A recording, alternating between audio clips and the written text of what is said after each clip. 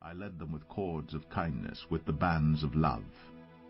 And I became to them as one who eases the yoke on their jaws, and I bent down to them and fed them.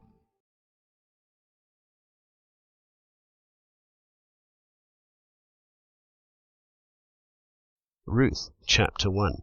And it came to be, in the days when the rulers ruled, that there was a scarcity of food in the land. And a man from Bethlehem, Yehudah, went to sojourn in the fields of Moab, he and his wife and his 2 sons. And the name of the man was Elimelech, and the name of his wife was Naomi, and the names of his 2 sons were Machlon and Kilion, Ephrathites of Bethlehem, Yehudah. And they went to the fields of Moab, and came to be there. And Elimelech, husband of Naomi, died, and she was left with her 2 sons. And they took wives of the women of Moab. The name of one was Orpah, and the name of the other Ruth, and they dwelt there about 10 years.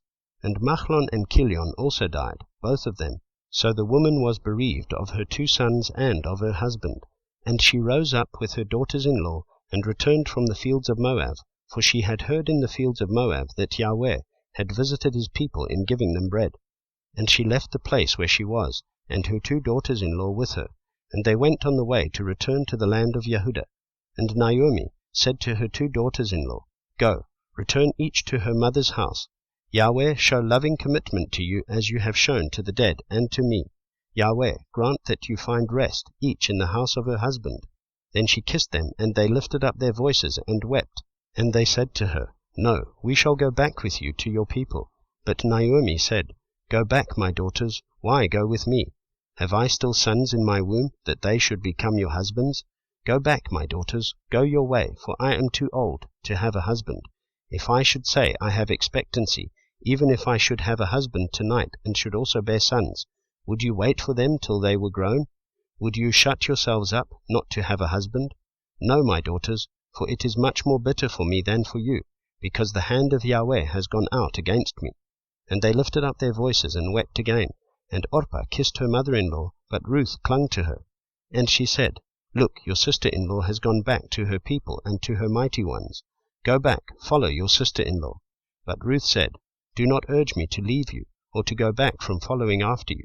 For wherever you go, I go, and wherever you stop over, I stop over.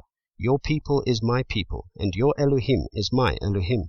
Where you die, I die, and there I shall be buried. Yahweh do so to me, and more also, for death itself parts you and me. And when she saw that she was strengthening herself to go with her, she ceased to speak to her. And both of them went until they came to Bethlehem.